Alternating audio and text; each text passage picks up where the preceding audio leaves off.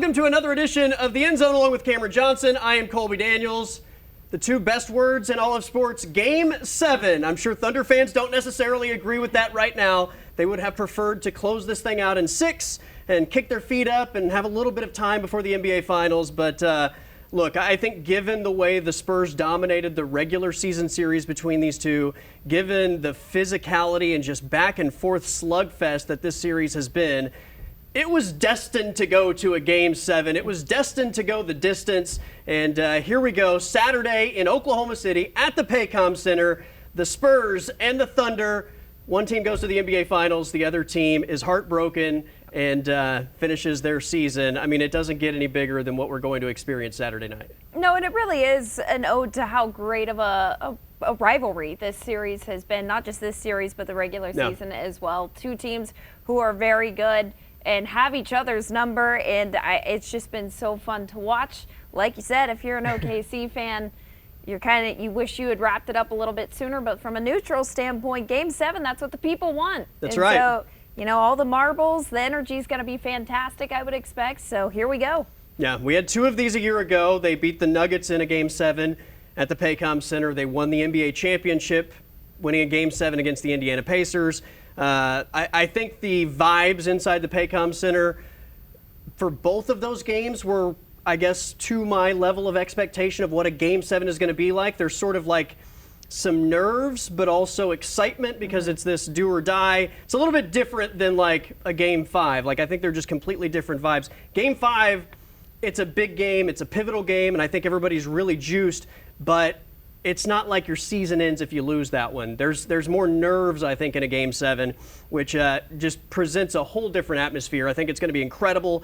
And look, you hate to see either one of these teams see their season come to an end when the NBA season is going to continue on for one more series. But I think these are the best two teams in the NBA. They have traded, haymakers throughout this series, and adjustments have been made, and stars have delivered, and role players have stepped up in big moments, and there is a lot of bad blood, and these teams I think have officially, I dubbed this a rivalry a long time ago. I think everybody else now agrees it is a rivalry. There is bad blood. These teams don't like each other, and I can't wait to watch it all unfold. And credit to San Antonio. We didn't know what this young team was going to do. It's first time this far into the playoffs, and they have done a really good job of stepping up to the moment when their backs are against the wall, and they have made it a really entertaining series to watch. And I don't expect to see them soften up any going into a huge Game 7 like this, but it just really has delivered in all aspects and on all levels, I think.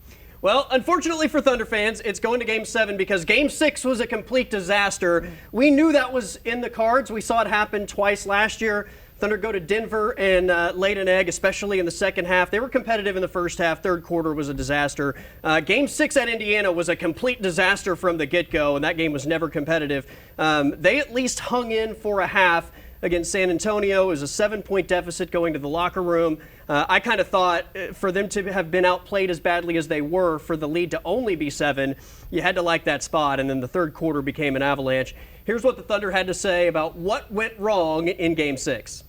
They just punched, and we didn't punch back. They were the aggressors tonight from start to finish. They played harder than us, made more shots, were more aggressive. Like, we're in attack mode, and we were on our heels. Halftime, we felt pretty good. They had 11 threes. They kind of had the wind at their back, and we were able to get it to a very manageable spot. By the end of the half, there were a couple times in the first half where that could have gotten away from us the way that it did in the third, and it didn't. So we had a chance to turn the game, but you got to turn the game. You can't wait for the game to turn, and they came out and obviously threw a great punch in the third and got the game out of reach for us. They threw the punch. The Thunder weren't able to respond. I think both teams have kind of said a lot of the same things after a loss, like they were more physical. We needed to bring it outside of maybe a few San Antonio complaints about the whistle. It's been they were more physical. They brought the aggressiveness. They punched first. We didn't answer the same way. This has been a physical series, and we said going into this series, the more physical team is going to win every game in this series. That has been true through 6 games. The physicality, I think, is partially the reason why some people have complained about what they're experiencing in this series. But overall, these two teams are slugging it out, and it's easy to just say show up with more physicality, but I think this is where human nature is on display in this series. Like, you can say, hey, if we're more aggressive and more physical, we're going to win tonight. But the team that has needed it more and really faces more urgency has seemed to have been able to dig down and find that in every game. And now we're finally at a Game 7 where both teams are backed into a corner. Both teams will experience the same level of urgency. I imagine this might be the funnest game yet. I mean, just given that both teams do, like you say, need that win. It's like SGA said, though, you know, he's got all the answers to the test. He just needs to see the question. Well, both teams have the answer. They know you have to be the more physical team, you have to be the aggressor, and you have to play with all the right energy. It's just a question of who can go out and execute that better, and I think the Thunder are really going to try and take advantage of home court advantage, but the Spurs, they want it badly too, so this will be fun. If you had told me that San Antonio was going to win by 27, I don't know that I would have said, yeah, I think that's going to happen, but it wouldn't have been something that I thought was a total shock. Again, simply because the Game 6s last year were so miserable. If you had told me right before tip-off last night that Jalen Williams was going to enter the game at the 4-minute mark of the first quarter, coming off the bench, I would have said, it's more likely the Thunder lose by 27. J-Dub gave it a go, didn't look great. I don't know whether that is a physical restriction or maybe a confidence restriction, but he clearly wasn't moving like the physical specimen that he is. Mark Daignault on J-Dub getting the green light. Yeah, it was a unique situation. Ever since he got hurt, he's been hell-bent on trying to get himself to this point. I give him a lot of credit. He's a big-time team guy. He's a big-time competitor. He's obviously not 100%. He didn't know what to expect. I didn't know what to expect. So it was a matter of getting him out there in kind of an insulated role and see what he could bring to the team. But again, he's an all-star player. He's an all-NBA player.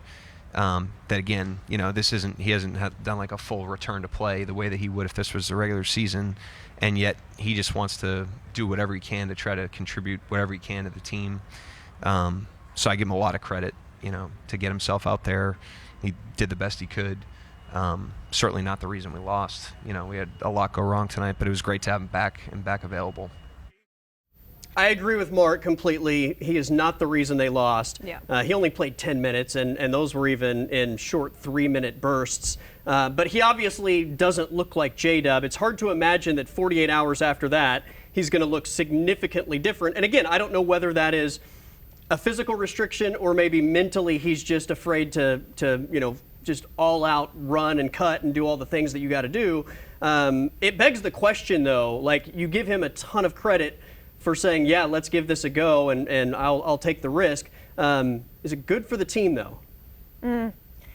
I think based on the result, it felt like it was kind of neutral last night, at least. And I thought that was the most interesting thing, was if you're going to bring him back, which I know Thunder fans were so glad to see him back, but bringing him back in a hostile road environment where San Antonio has been especially vocal, it's a tough place to get your confidence back. And there were definitely signs of rust, which you look back at the multiple times he came back during the season, and he didn't necessarily struggle with that. So I think, again, also players mentioned he might have been able to be used a little bit differently as well. But I would hope that this at least helps get that initial confidence rust knocked off, and that he can, if he does come back and have a bigger impact in Game 7, that it's more effective. He didn't look explosive. The counter argument to your point is that maybe he shook off the rust and you see a better version of him in Game 7. I don't know. We'll see. I'm skeptical that he would look significantly different, but you know, as they say, time heals all wounds. I just don't know if that's going to happen in 48 hours. All right, that is Cameron Johnson. I am Colby Daniels. We got to take a timeout. Game 7 adjustments. That's next here on The End Zone.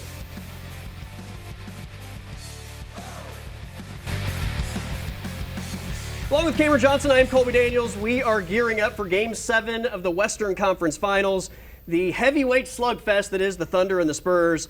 I am absolutely geeked.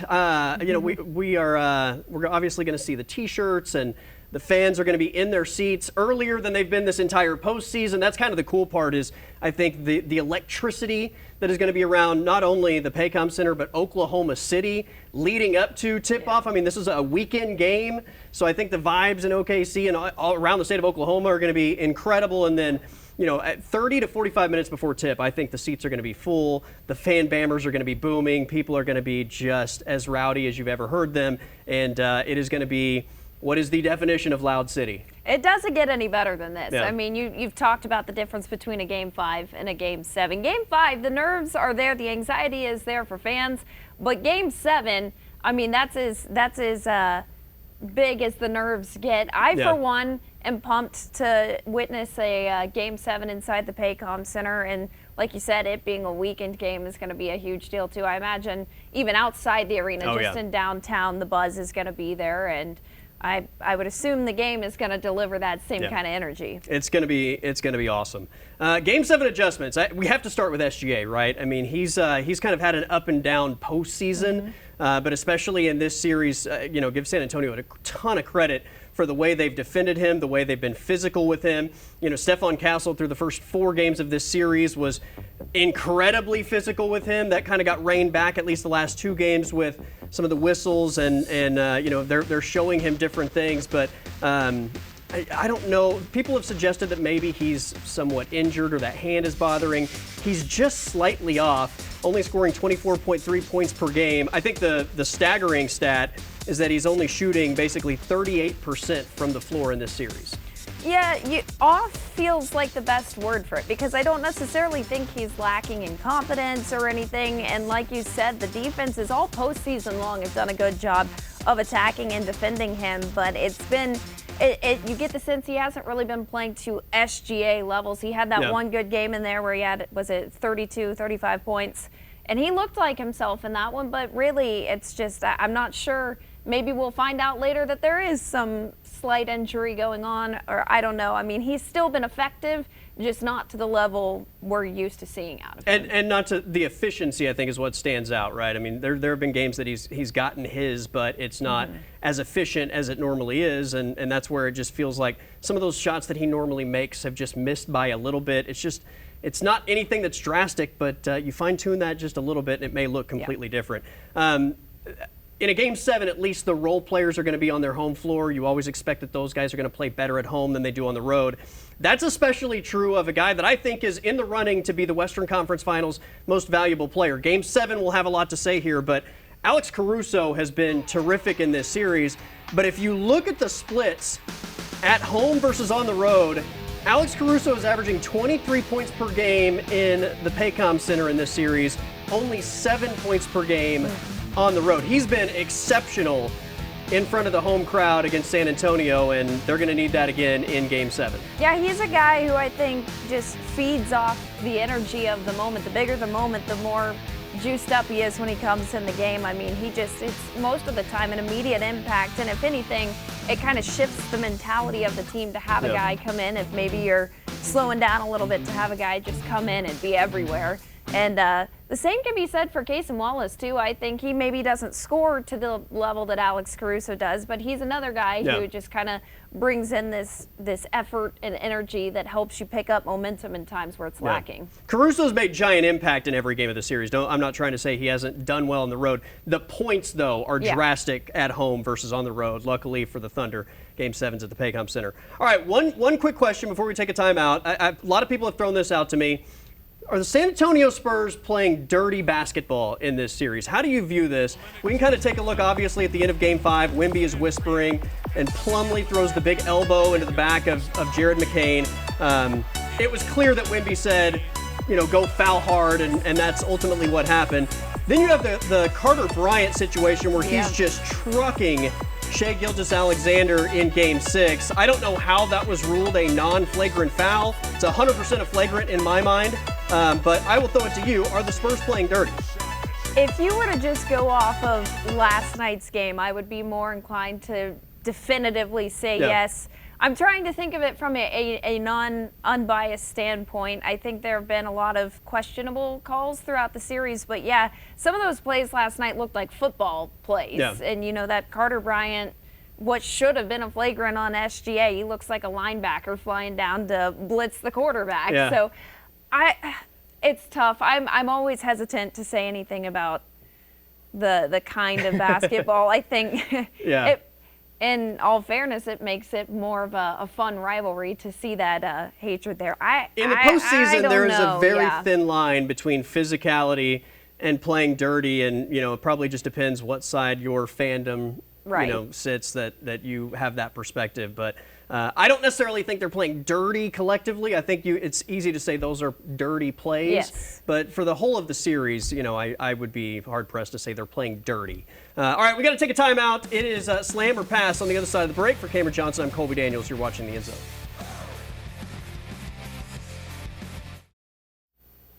All right, welcome back. Along with Cameron Johnson, I am Colby Daniels. It is time for Slam or Pass. I'll make a statement. If you agree, you're going to slam it. If you disagree, you are going to pass it. All right, we're getting ready for Game 7 in OKC. The New York Knicks are waiting for the Western Conference winner in the NBA Finals. Slam or pass, the West champion will defeat the Knicks in 5 or less. Ooh. Originally, if this series had not gone as long as it has, I would confidently say slam. I think there's a potential for a Game 6. I'm going to say slam, though, because I think just the level of competition on the East side was not near what it is on the West. Okay. I don't know. I'm not confident in that. I agree with your statement about the East. I'm going to pass this for 2 reasons. Number one, I think the Knicks match up better with the Spurs in general and are able to push them. I still think San Antonio wins the series, but I think the Knicks just match up in a way that they could push the series a little bit further than 5 games. I think the Thunder have enough injuries that it could push the series a little further, but I like both Western Conference teams to beat the Knicks. I'm not convinced it would be in 5 or less, maybe 6, but I think either team wins, and I feel like at the end of it, it would be somewhat decisive. As we get ready for Game 7, Game 7's always sort of like define iconic performances. Will SGA have an iconic performance? SGA scores 30-plus points in Game 7. I'm going to say slam. I know he hasn't been having his best playoff run, postseason run, but he did win Clutch Player of the Year. I think maybe just it being Game 7, that kind of environment, you unlock something in there. So call it optimism, too. I'm going to say slam. They face adversity really well. I'm going to go slam also. Speaking of that, will J-Dub score 15 or more points in Game 7? I'm more inclined to pass on that. It's not impossible. Him being back at home is going to help his confidence, hopefully a little bit. I think we see a much better performance. What his minutes look like, though, I don't know. I'm going to say pass. I'm going to pass also. Again, just the way he moved, it just didn't give me a ton of confidence in terms of how productive ultimately he's going to be in Game 7. I hope I'm wrong. We'll see what happens. All right, last one. Spurs are going to finish this series with 10-plus more free throw attempts than the Thunder. They've currently attempted 168 to 144. I'm going to say slam. I think so. Yeah, I don't think the Thunder are going to be plus 14 in Game 7. I think it's going to be close. So I think San Antonio is still going to have more free throw attempts at the end of the day. I think it's going to be plus 10 as well. All right, that is Cameron Johnson. I'm Colby Daniels. The closing argument coming up next on The End Zone.